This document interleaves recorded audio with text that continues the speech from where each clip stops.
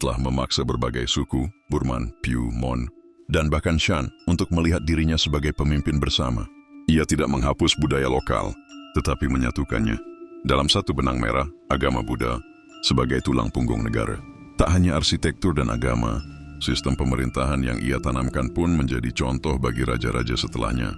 Ia memadukan otoritas raja sebagai Dhamma Raja, raja yang memerintah dengan Dharma, dengan prinsip militer yang disiplin dan birokrasi yang terstruktur. Babaan, legenda yang tak padam.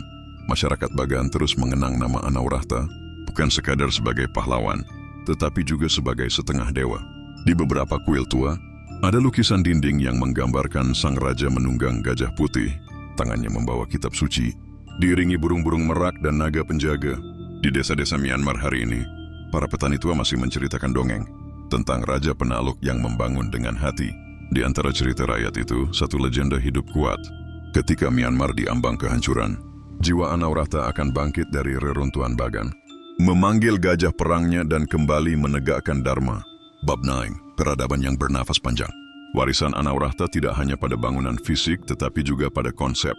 Ia meletakkan fondasi sistem kerajaan yang menyatukan militer, agama dan rakyat dalam satu tatanan tunggal yang kokoh. Dalam hal ini, ia tidak berbeda dari tokoh-tokoh besar Asia lainnya seperti Ashoka di India atau Jayavarman VII di Khmer.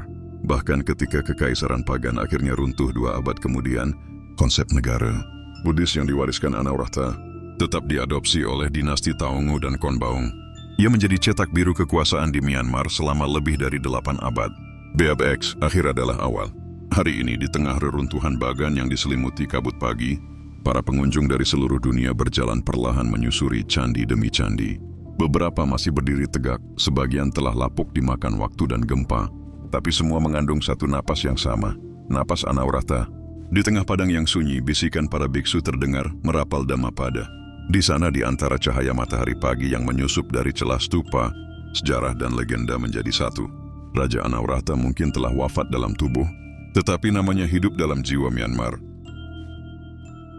Tanah ini penuh darah dari perang yang kulancarkan, tapi aku menanam benih perdamaian di atasnya, agar kelak anak cucu kita memanen kemakmuran, bukan dendam. Aku lebih takut kehilangan kebenaran daripada kehilangan medan perang, karena tak ada kemenangan yang sejati tanpa Dharma sebagai panji.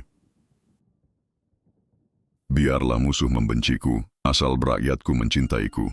Sebab singgasana sejati bukanlah kursi emas, melainkan tempat di hati rakyat yang tulus.